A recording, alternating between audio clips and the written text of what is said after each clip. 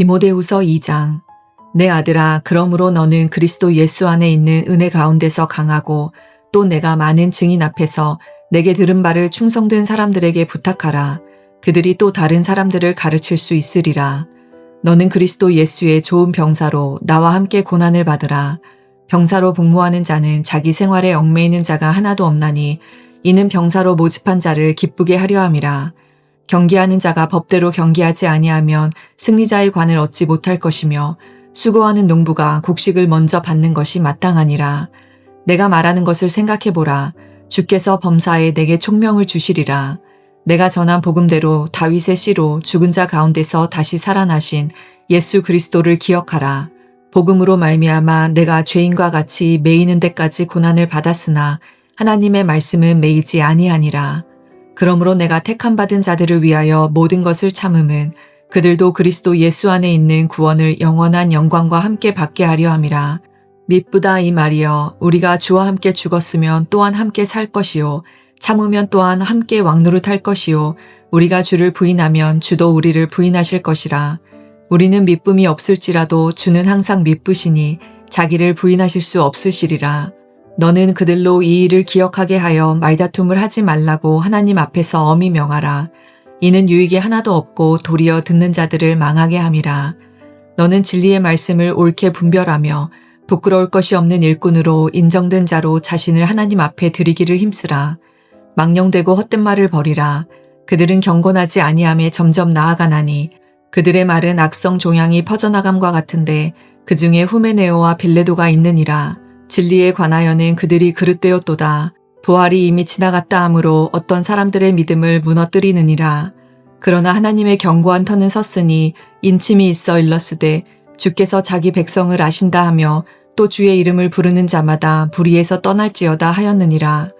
큰 집에는 금그릇과 은그릇뿐 아니라 나무그릇과 질그릇도 있어 귀하게 쓰는 것도 있고 천하게 쓰는 것도 있나니 그러므로 누구든지 이런 것에서 자기를 깨끗하게 하면 귀히 쓰는 그릇이 되어 거룩하고 주인의 쓰심에 합당하며 모든 선한 일에 준비함이 되리라. 또한 너는 청년의 정욕을 피하고 주를 깨끗한 마음으로 부르는 자들과 함께 의와 믿음과 사랑과 화평을 따르라. 어리석고 무식한 변론을 버리라. 이에서 다툼이 나는 줄 알미라.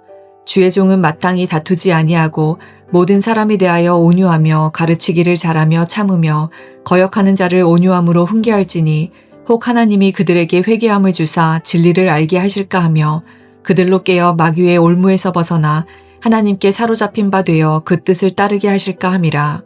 아멘.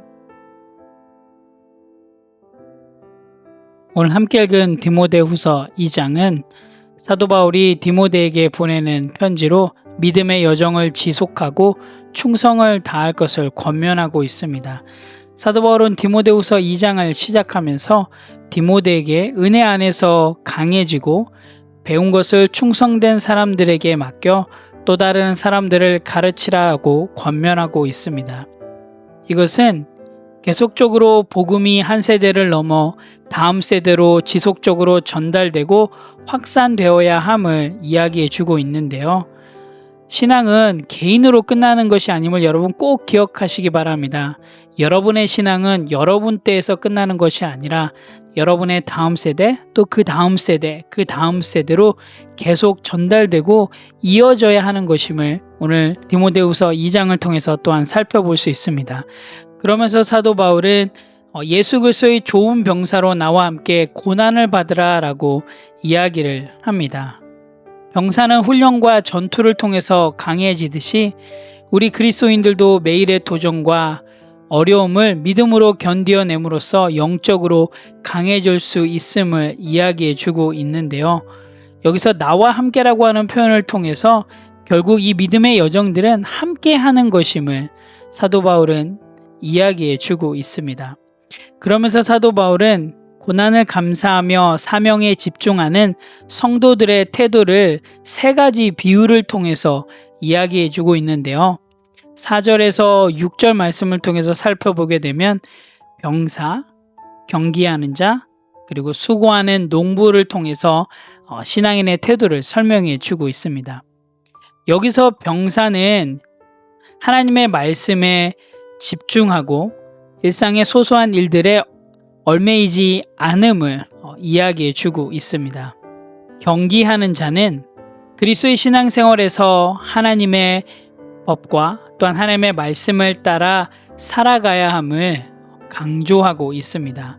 농부를 통해서 우리가 또한 볼 수 있는 건 열심히 일하고 헌신하는 사람의 모습을 살펴볼 수 있습니다. 인내와 수고를 통해서 나아갈 때 하나님께서 주시는 은혜가 있음을 오늘 농부의 비유를 통해서 사도 바울은 이야기해 주고 있습니다. 결국 사도 바울은 병사와 경기하는 자, 농부라고 하는 이 세 비유를 통해서 참고 견디는 신앙이 우리에게 필요함을 이야기해 주고 있습니다. 8절에서 13절의 말씀을 보게 되면 사도 바울은 복음과 고난 그리고 말씀의 능력에 대해서 이야기를 해 주고 있는데요. 사도 바울은 예수 그리스도의 부활과 다윗의 씨로 오신 그분의 정체성을 다시 한번 강조하면서 이 복음이 모든 신앙의 기초가 되어야 함을 명확하게 이야기해 주고 있습니다. 또한 사도 바울은 자신은 복음 때문에 고난을 받지만 하나님의 말씀은 매이지 않는다라고 선언하고 있는데요. 9절 말씀을 보면 내가 죄인과 같이 매이는 데까지 고난을 받았으나 하나님의 말씀은 매이지 아니하니라 라고 이야기를 하면서 비록 자신은 육체적인 결박과 고난 속에 있지만 하나님의 말씀은 어떠한 제한이나 결박도 받지 않으면서 자유롭게 퍼져나간다라고 이야기해 주고 있습니다. 이것을 통해서 우리가 볼 수 있는 것, 복음은 고난 속에서도 결코 멈추지 않음을 우리가 살펴볼 수 있습니다. 우리의 어떤 어려움 중에서도 하나님께서 계획하신 일들은 반드시 이루어내실 것임을 오늘 말씀을 통해서 다시 한번 살펴볼 수가 있습니다. 14절에서 19절 말씀을 통해서 사도 바울은 다툼을 피하고 진리를 바르게 전파하라고 이야기를 해주고 있는데요. 사도 바울은 디모데에게 다툼을 하지 말고 하나님 앞에서 엄히 명하라 라고 이야기를 합니다. 왜냐하면 이것이 유익이 하나도 없고 도리어 듣는 자를 망하게 하기 때문이다 라고 이야기를 합니다. 그리고 진리의 말씀을 옳게 분별하며 부끄러움이 없는 일꾼으로 인정된 자로 자신을 하나님 앞에 드리기를 힘쓰라고 권면을 하고 있는데요. 이것은 디모데에게 진리의 말씀을 정확하게 이해하고 가르침으로써 하나님 앞에서 부끄러울 것이 없는 일꾼이 되어야 함을 이야기해 주고 있습니다. 하나님의 말씀에 충실하여 잘못된 가르침을 배제하고 올바른 교훈을 전하며 신앙생활과 사역 가운데 늘 성실히 헌신해야 함을 사도 바울은 이야기해 주고 있습니다. 20절에서 21절 말씀을 보면 사도 바울은 다양한 그릇에 대해서 이야기를 합니다. 큰 집에는 다양한 그릇, 금그릇, 은그릇, 나무그릇, 질그릇들이 있는데 이것들이 어떤 거는 귀하게 쓰이기도 하고 천하게 쓰이는 것도 있다라고 이야기를 하면서 하나님 앞에서 거룩하게 준비된 사람은 귀하게 쓰임받는 그릇이 된다라고 이야기해 주고 있습니다. 이것을 통해서 우리가 좀 볼 수 있는 것은 하나님은 능력을 바라보시는 것이 아니라 정말로 하나님 앞에서 거룩하게 살아가는 사람을 사용하심을 우리가 살펴볼 수 있습니다. 그러면서 사도 바울은 22절에서 청년의 정욕을 피하고 주를 깨끗한 마음으로 부르는 자들과 함께 의와 믿음과 사랑과 화평을 따르라 라고 이야기를 해주고 있습니다. 여러분, 우리의 신앙은 단순히 육체적인 유혹, 죄를 멀리하는 것에서 끝나는 것이 아니라 더 나아가 정말로 말씀대로 실행하고 실천하며 나아가는 것이 더 중요한 것임을 오늘 사도 바울은 이야기해 주고 있습니다. 특별히 25절에서 사도 바울은 중요한 훈계의 태도를 이야기하는데요. 즉 치리와 징계의 태도에 대해서 이야기해 주고 있습니다. 사도 바울은 디모데에게 거역하는 자들, 즉 하나님의 말씀을 받아들이지 않는 사람들을 대할 때 온유와 겸손함으로 대하라고 이야기해 주고 있습니다. 즉 교회에서 징계하고 또한 치리를 할 때 필요한 자세에 대해서 또한 사도 바울은 이야기하면서 그 자세가 바로 온유함과 겸손함이다 라고 이야기해 주고 있습니다. 그리고 사도 바울은 이 교회에서 행하고 있는 이 치리와 징계의 목적에 대해서 다시 한번 명확하게 이야기해 주고 있는데요. 25절에서 우리가 살펴볼 수 있듯이 스스로 회개하고 진리를 깨닫게 하여 하나님께 다시 돌아가는 것이 바로 징계와 치리의 목적임을 다시 한번 이야기해 주고 있습니다.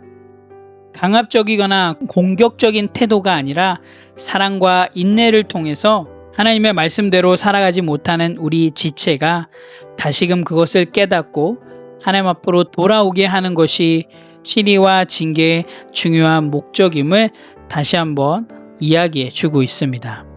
오늘 함께 읽은 디모데후서 2장을 통해서 오늘 하루 우리의 삶 가운데 실행하고 실천할 부분들을 함께 나누기를 원합니다. 첫 번째로는 나는 오늘 하루 병사처럼 경기하는 자처럼 수고하는 농부처럼 살아가겠습니다 입니다. 병사의 자세는 집중과 헌신입니다. 오늘 하루 정말 하나님의 말씀에 집중하며 나아가길 원합니다. 그리고 하나님의 말씀에 헌신하며 나아가길 원합니다. 우리들의 신앙을 방해하는 것이 과도한 SNS 사용이라든지 유튜브 시청, 혹시 게임이라면 여러분 이것들을 내려놓는 하루가 되길 원합니다. 군사처럼 하나님 앞에 집중하고 헌신하는 귀한 하루가 되길 원합니다. 그래서 여러분 오늘 하루 한번 이 질문으로 나아가 보십시오. 지금 내 삶에 가장 많이 차지하고 있는 것은 무엇인지. 또한 선수처럼 기준을 지키는 하루가 되길 원합니다. 나는 내 방식대로 신앙생활을 하고 있지 않은지 한번 여러분 점검해 보시기 원합니다. 신앙생활을 함에 있어서 또한 하루의 삶을 살아감에 있어서 내가 원하는 기준대로 내가 편한 기준대로 살아가는 것이 아니라 성경에서 이야기하는 대로 실행하고 실천하고 또한 성경의 기준대로 선택하고 살아가는 그런 귀한 하루가 되길 원합니다. 또한 농부처럼 인내하는 하루가 되길 원합니다. 여러분의 기도의 제목들이 바로 결과가 없다 할지라도 여러분 포기하지 마시고요. 정말로 농부처럼 인내하시면서 나아가시길 바랍니다. 정말 하나님의 때에 하나님의 방법으로 하나님께서 여러분의 기도를 들어주시고 또한 여러분의 삶을 향한 놀라운 계획들을 펼쳐내시리라고 믿습니다.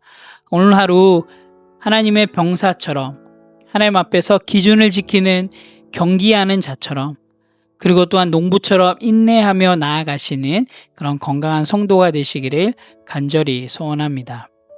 두 번째로는 나는 오늘 피할 것과 따를 것을 분명히 하겠습니다 입니다. 22절의 말씀에 보면 사도 바울은 디모데에게 피할 것과 따를 것을 분명하게 이야기해 주고 있습니다. 여러분에게 오늘 하루 피할 것은 무엇인지 한번 생각해 보시기 바랍니다.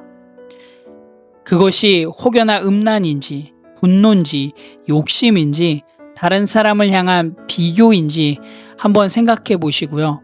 그 피할 것들을 한번 정리해 보시기 바랍니다.